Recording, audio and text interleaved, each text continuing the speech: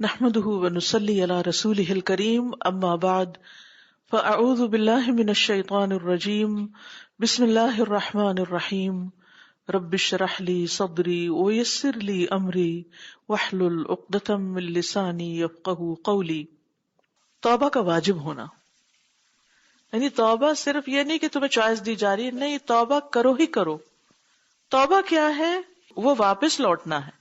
کس سے؟ اس سے جسے اللہ ناپسند کرتا ہے، ظاہری طور پر اور باطنی طور پر۔ اس چیز کی طرف لوٹنا جسے اللہ پسند کرتا ہے، ظاہر میں اور باطن میں۔ کیا مطلب ہے اس کا؟ کچھ گناہ ایسے ہوتے ہیں جو اللہ کو پسند نہیں، جو ہم ظاہر میں سب کے سامنے کر رہے ہوتے ہیں، اور کچھ ایسے ہوتے ہیں جو ہم چھپ کے کر رہے ہوتے ہیں۔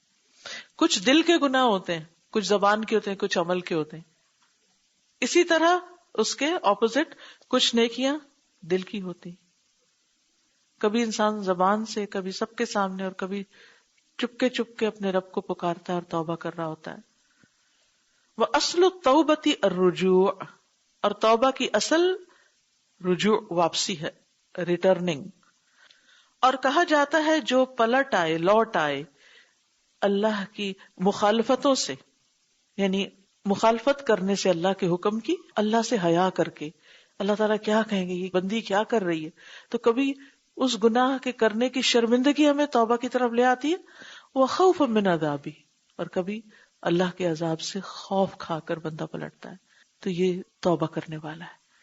یعنی چاہے اللہ کی محبت میں گناہ چھوڑے، اللہ کے لحاظ میں، حیا سے، یا سزا سے ڈر کے، ہر صورت میں وہ کیا ہے؟ تائب ہے، توبہ کرنے والا ہے۔ توبہ فرض عین ہے ہر مسلمان پر، کتاب کی روح سے، یعنی قرآن مجید کی اور سنت رسول صلی اللہ علیہ وسلم کے اعتبار سے، اور اجماع کے دلائل سے۔ جہاں تک کتاب اللہ کا تعلق ہے تو اللہ تعالیٰ کے اس فرمان میں اس کا ثبوت ہے، وَتُوبُوا إِلَى اللَّهِ جَمِيعًا أَيُّهَا الْمُؤْمِنُونَ لَعَلَّكُمْ تُفْلِحُونَ، اور اللہ کی طرف پلٹ آؤ سب کے سب اے مومنو، تاکہ تم فلاح پا جاؤ۔ اور یہ بھی اللہ تعالیٰ کا فرمان اس کی دلیل ہے، یا ایھا الذین آمنوا، اے لوگو جو ایمان لائے ہو، توبوا الی اللہ توبۃ نصوحا، لوٹ آؤ اللہ کی طرف خالص توبہ کر کے، یعنی سچی توبہ کے ساتھ۔ توبہ کرو اللہ کی طرف خالص توبہ۔ تو ان دونوں آیات میں، کون سی دونوں؟ یہ سورۃ التحریم کی اور سورۃ النور کی جو اوپر بیان ہوئی ہیں، واضح حکم ہے توبہ کا سارے مومنوں کے لیے۔ تو ان دونوں آیتوں میں تمام مومنوں کے لیے توبہ کرنے کا واضح حکم ہے، اور یہ توبہ کے وجوب پر دلیل ہے۔ اس کا یہ مطلب بھی ہے، یہ بات یوں بھی سمجھ آ رہی ہے، اس بات پر بھی دلیل ہے کہ توبہ نہیں ہے خاص گناہ گاروں کے ساتھ اور ملے جلے کام کرنے والوں کے، یعنی یہ اس بات کی بھی دلیل ہے کہ توبہ صرف نافرمانوں اور نیکیاں اور گناہ ملی جلی کرنے والوں کے لیے خاص نہیں، کیونکہ اللہ تعالیٰ نے اس کا حکم سب اہل ایمان کو دیا ہے، توبوا الی اللہ جمیعا۔ اور جو چیز توبہ کے واجب ہونے پر مزید دلالت کرتی ہے وہ اللہ تعالیٰ کا یہ فرمان ہے، تو جو توبہ نہ کرے وہ دراصل ظالم ہے۔ تو توبہ کیا ہے؟ فرض عین ہے سب پر، جیسا کہ اللہ نے بندوں کو دو حصوں میں بانٹ دیا ہے، توبہ گزار اور ظالم۔ چونکہ ظلم حرام ہے تو توبہ لازم ہے، یعنی ظلم کرنا کیا ہے؟ حرام۔ تو ہمیں کس سٹیٹ میں ہونا چاہیے؟ ظلم کرتے رہنے کی، اپنے اوپر گناہ کر کے؟ نو، ہمیں اس ظلم کو ہٹانا اور اسے نکلنا ہے، تو توبہ اس کا راستہ ہے۔ اور جہاں تک سنت کا تعلق ہے تو سنت میں بھی نبی صلی اللہ علیہ وسلم نے توبہ کا حکم دیا ہے۔ آپ نے فرمایا، اے لوگو اللہ کی طرف توبہ کرو، میں ایک دن میں 100 بار توبہ کرتا ہوں۔ توبہ کون کر رہا ہے؟ رسول اللہ صلی اللہ علیہ وسلم۔ وہ کیوں توبہ کر رہے ہیں؟ ان کے تو اگلے پچھلے گناہ معاف تھے، پھر بھی توبہ کر رہے ہیں۔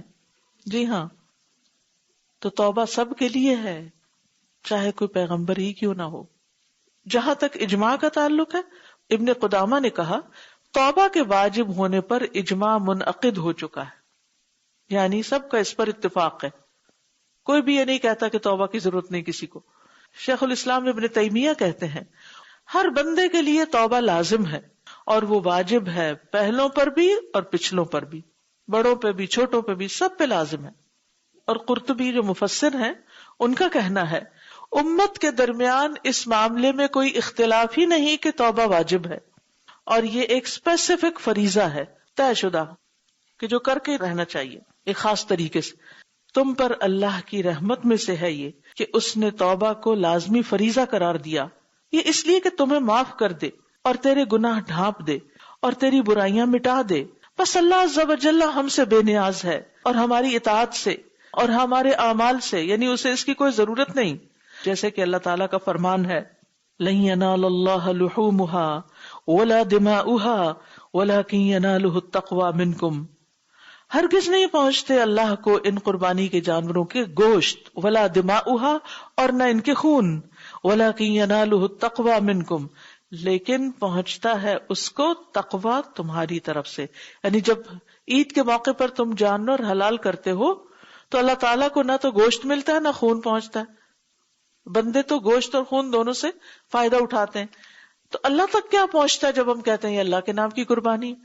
تمہارے دلوں کی حالت کہ کس دل سے تم نے یہ کیا، تمہارے اندر تقوی کتنا تھا۔